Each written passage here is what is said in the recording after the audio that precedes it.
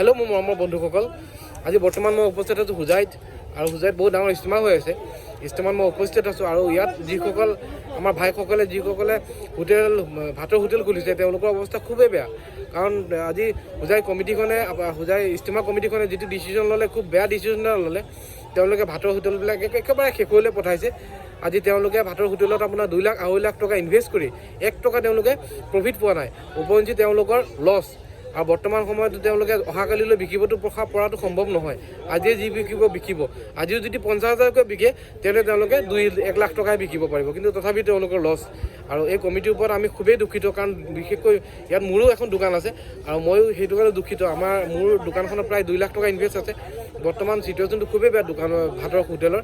আৰু বাকী তেওঁলোকে ক'লে যে ভাতৰ হোটেলৰ পাছফালে দোকান দিয়া হ'ব, আপোনাৰ খেলনা চেলনা পাণ দোকান চান দোকানবোৰ ভাতৰ হোটেলৰ বেকচাইডে দিয়া হ'ব। কিন্তু বৰ্তমান তেওঁলোকে কি ডিচিশ্যন ল'লে, কেনেকৈ কি কৰিলে আমি একো গম নাপালোঁ। আহি পেলাই যেতিয়া দোকান বহাইছোঁ, দোকান বহোৱাৰ পাছত গম পালোঁ যে তেওঁলোকে দোকানবোৰ আমাৰ অকল ভাতৰ হোটেলবোৰ একেবাৰে শেষলৈ পঠাইছে। এতিয়া ইজতেমাৰ যোনটো য'ত হৈ আছে মেইন পেণ্ডেলৰ পৰা আপোনাৰ ইয়ালৈকে আহোঁতে আপোনাৰ 1 কিলোমিটাৰ লাগে। আৰু যিসকল বয়সস্থ লোক আছে তেওঁলোকেতো সম্ভৱ নহয় যে 1 কিলোমিটাৰ খোজকাঢ়ি পেলাই ইয়াত ভাত খাব। আৰু তেওঁলোকৰ কাৰণে বিশেষকৈ এখন টোকন দিয়া হৈছে 300 টকা লৈ পেলাই। এখন টোকন দিয়া হৈছে। টোকনখনতো কৈ দিয়া হৈছে যে আপোনালোকে ইজতেমাৰ ভিতৰতে ভাত খাব পাৰিব, তেওঁলোকৰ বাবে বনাই থোৱাৰ ব্যৱস্থা কৰা হৈছে। কিন্তু তেওঁলোকৰ কাৰণে যদি বনাই থোৱাৰ ব্যৱস্থা কৰি থৈছে ভিতৰত, তেওঁলোকে হোটেল দিয়াৰ ব্যৱস্থা কৰিব নালাগিছিলে।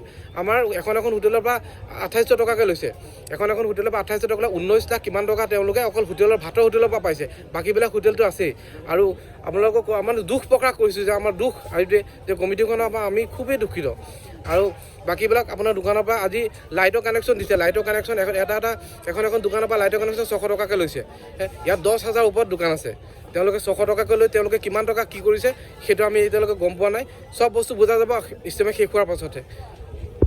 আৰু আপোনালোকক সকলোকে মই ভাতৰ হোটেলৰ যিটো অৱস্থা মই আপোনালোকক সকলোকে দেখাব চেষ্টা কৰিম। আপোনালোকে দেখি অনুভৱটো কৰিব পাৰে যে তেওঁলোকৰ মুখৰ কোনো ধৰণৰ হাঁহি নাইকিয়া হৈ গৈছে।